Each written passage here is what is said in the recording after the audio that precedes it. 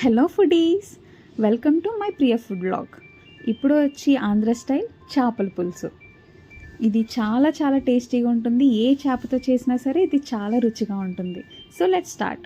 First చింతపండు తీసుకొని దానికి ఎంత కావాలో ఒక కొంచెం పిడుకులంతా తీసుకొని దాన్ని ఫుల్గా వాటర్ వేసి పక్కన పెట్టేస్తే ఈ లోపల అది నానిపోతుంది. తర్వాత ఆనియన్స్, పచ్చిమిర్చి కచ్చపచ్చగా చేయాలి, మరీ ఫైన్ పేస్ట్ చేయకూడదు. తర్వాత కడాయి పెట్టి దాంట్లో ఆయిల్ వేయాలి.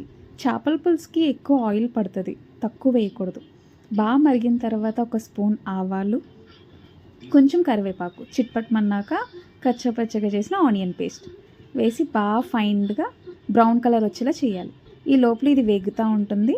మనం మసాలా ప్రిపేర్ చేసుకుందాం. 2 స్పూన్స్ ధనియాలు, 1 స్పూన్ జీలకర్ర, ఒక 10-15 వెల్లుల్లిపాయ, చిన్న ముక్క అల్లం, అలాగే ఎండుమిరపకాయ వేసి ఫైన్ పేస్ట్ చేసుకోవాలి. ముందు వాటర్ వేయకుండా పేస్ట్ చేసుకోవాలి, అప్పుడే బాగా అవుతుంది. తర్వాత వాటర్ వేసి ఫైన్ పేస్ట్ చేయాలి. మసాలా ఇప్పుడు ప్రిపేర్ అయిపోయింది. తర్వాత ఆనియన్స్ కూడా ఇంచుమించు బ్రౌన్ కలర్లోకి వచ్చేసినాయి. ఇప్పుడు దీంట్లో టమాటా వేసుకొని బాగా మెత్తపడేదాకా మగ్గించుకోవాలి, ఒక 2 నిమిషాలు. తర్వాత ఇందాక రుబ్బిన మసాలా మాత్రం కొంచెం పక్కన తీసి పెట్టుకోండి. ఒక స్పూన్ మసాలా అయినా తీసి పక్కన పెట్టుకోండి. అది ఎందుకు నేను లాస్ట్లో చెప్తాను. ఈ లోపల ఒక 3 స్పూన్స్ మసాలా వేసేసుకొని మనం ఆడింది కొంచెం పసుపు వేసి బాగా ఒక 2 నిమిషాలు వేగనివ్వాలి. 2 అంటే 2 చాలు, మరీ ఎక్కువ నిమిషాలు అవసరం లేదు. తర్వాత పచ్చిమిర్చి,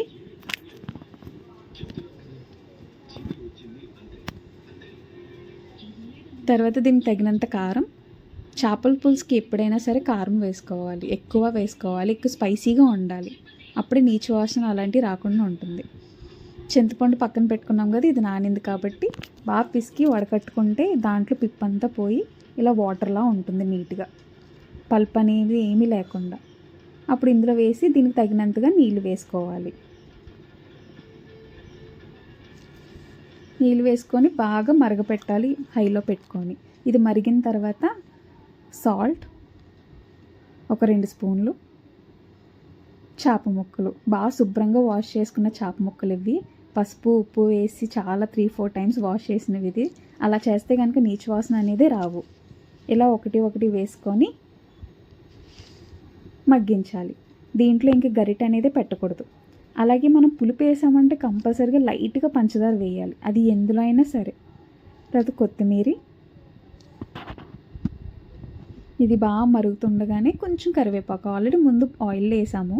కొన్ని మెంతులు తీసుకొని దాన్ని బాగా వేగించి పౌడర్ బాగా చేసి కొంచెం చిటికెడు వేసుకోవాలి లాస్ట్లో ఒక 5 మినిట్స్ ముందు.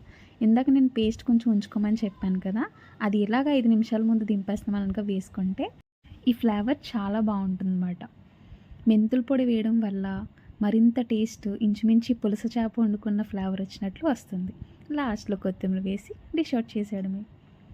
వేడి వేడి అన్నంలో చేపల పులుసు వేసుకొని